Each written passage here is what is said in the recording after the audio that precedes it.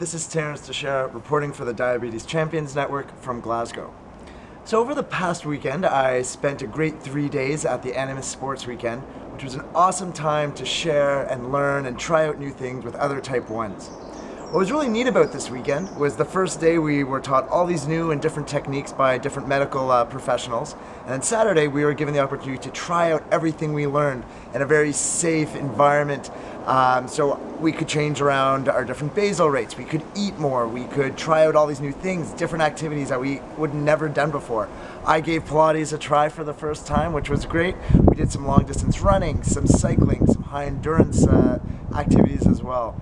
And it was just great to have the support network that was there to try out something that you might not otherwise do. And as I learned over the weekend, Type 1 diabetics are 1/3 less likely to actually do any type of physical activity because they're scared of going hypo. They're scared of going low and not having that environment, not knowing what to do to help bring their sugars back up. So this was a great opportunity for all of us to learn and to try out new things. And just to give you guys a bit of an insight, it's a couple things that I learned. I'd say my top 3 things that I learned. The first one being that living with Type 1, essentially you're an experiment of one. And there's no one else like you. And everything that we learn and we teach each other and we share, you need to kind of bring all that information back and adapt it to your own individualized diabetes management strategies.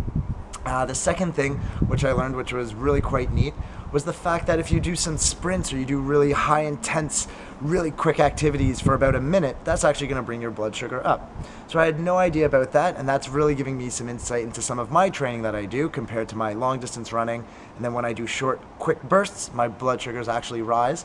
And we learned that on Friday, and then Saturday we were given a chance to try it out, and that's exactly what happened. So I'm going to come back and incorporate that into my training regime.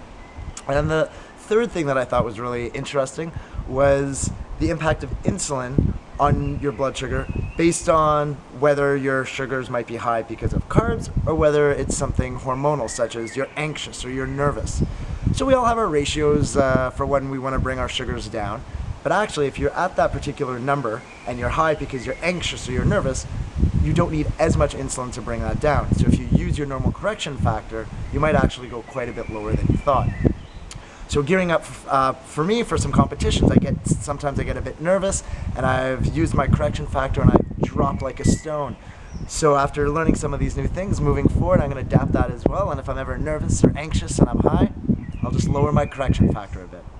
So it was an amazing weekend. I want to thank Animas because they put it all together and it was fantastic. Met 50 other Type 1s from across the UK and Ireland. It's a fantastic weekend.